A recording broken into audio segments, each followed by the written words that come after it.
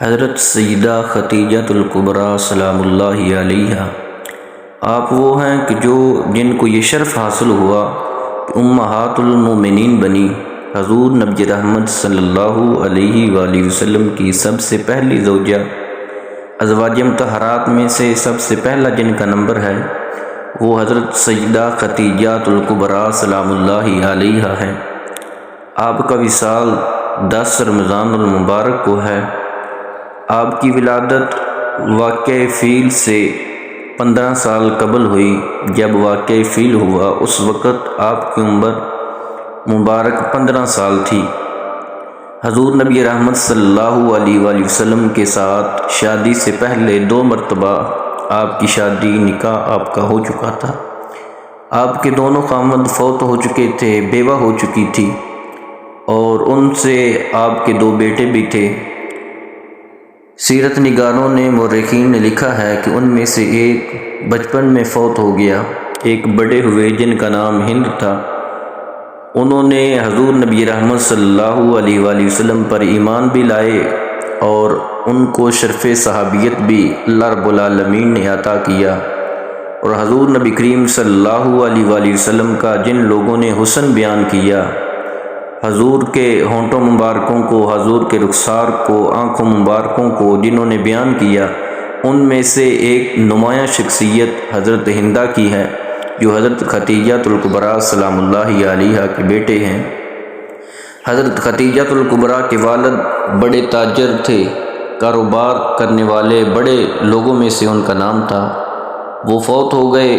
ان کے فوت ہونے کے بعد حضرت خدیجۃ الکبریٰ سلام اللہ علیہا نے ان کا کاروبار کا جو نظام تھا اس کو سنبھالا۔ تجارت کرتی تھیں، اپنا مال لوگوں کو بیچتی تھیں، تجارت کے لیے ان کے ذریعے ان کو اس کا معاوضہ دیتی تھی۔ حضور نبی رحمت صلی اللہ علیہ وآلہ وسلم سے بعد میں آپ نے شادی کی، نکاح کیا۔ اس وقت حضور نبی رحمت صلی اللہ علیہ وآلہ وسلم کی عمر مبارک 25 سال تھی، اور حضرت خدیجۃ الکبریٰ سلام اللہ علیہا کی عمر مبارک اس وقت 40 سال تھی۔ جب سے حضور نبی رحمت صلی اللہ علیہ وآلہ وسلم کے عقد میں آئیں، آتے ہی اپنی ساری جائیداد، سارا مال، روپیہ پیسہ حضور نبی رحمت صلی اللہ علیہ وآلہ وسلم کی خدمت میں پیش کر دیا، آپ کے قدموں پر قربان کر دیا۔ دنیا کا نظام ہے کہ جب کوئی عورت شادی کر کے آتی ہے تو خامد ہر چیز اپنی بیوی کے سپرد کرتا ہے، لیکن یہ قدرت کا، کائنات کا ایک انوکھا معاملہ ہے کہ شادی کے بعد، نکاح کے بعد عورت آ کے اپنے خامد کے، اپنے سر کے تاج کے سپرد اپنی ہر چیز کر رہی ہے۔ اپنی دولت، ساری جائیداد حضور نبی رحمت صلی اللہ علیہ وآلہ وسلم کے ہاں پیش کر دی، اور ساری زندگی حضور کے ساتھ وفا کی، اور ان سے اللہ رب العالمین نے جو اولاد عطا فرمائی، حضور نبی رحمت صلی اللہ علیہ وآلہ وسلم کو 4 بیٹیاں عطا فرمائی ان سے، اور 2 بیٹے عطا فرمائے۔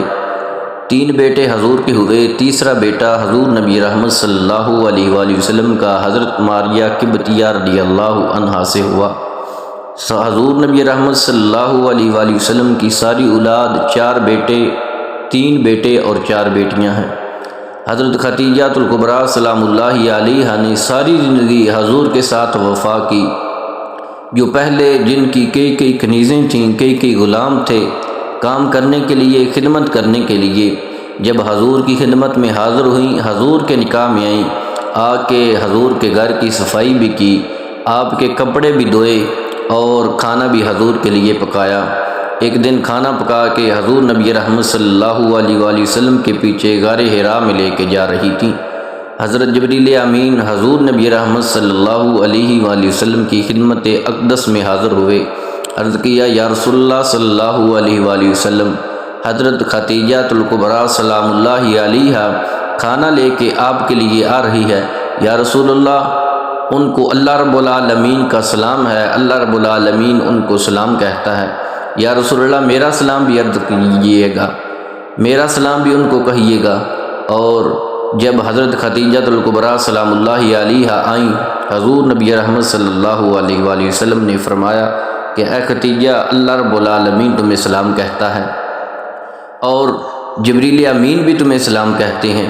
اور پھر اللہ رب العالمین نے جبریل امین کے ذریعے حضرت خدیجہ الکبریٰ کو یہ بھی خوشخبری دی کہ حضور نے فرمایا کہ اللہ رب العالمین نے تمہارے لیے جنت میں ایک موتی کا محل بنایا ہے جس میں کوئی شور و غل نہیں ہے۔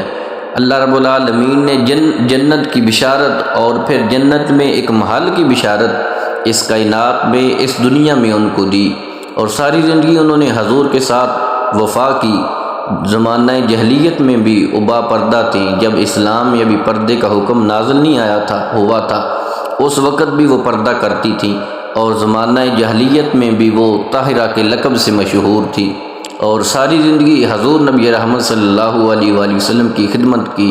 اور جب شب ابی طالب میں حضور نبی رحمت صلی اللہ علیہ وآلہ وسلم اور حضور کے تمام غلام اور آپ کے خاندان والے وہاں رہے، اس وقت بھی اپنا تمام مال حضور کے خاندان پر قربان کیا، ان کے لیے خرچ کیا، حضور کے غلاموں کے لیے خرچ کیا۔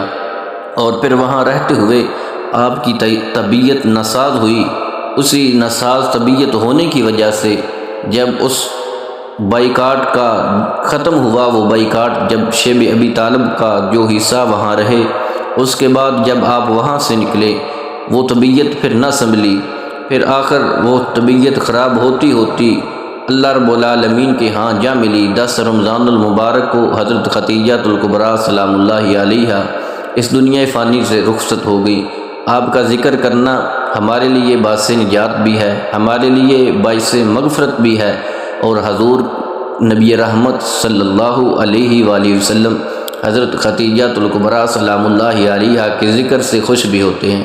اگر ہم اس کائنات میں، اس دنیا میں حضور کی زوجہ محترمہ امہات المومنین میں سے جو سب سے پہلی ہیں، جو ہماری مومنوں کی ماں ہیں، ان کا ذکر آج ہم دنیا میں کریں گے، حضور نبی رحمت صلی اللہ علیہ وآلہ وسلم اپنے گنبد خضرا میں بیٹھے ہم سے خوش ہوں گے، کیونکہ ہم حضور کی محبوبہ کا ذکر کر رہے ہوں گے۔ اللہ رب العالمین ان کے صدقے ہماری بخشش فرمائے، ہمیں بھی ان کے نقش قدم پر چلنے کی توفیق عظیم عطا فرمائے۔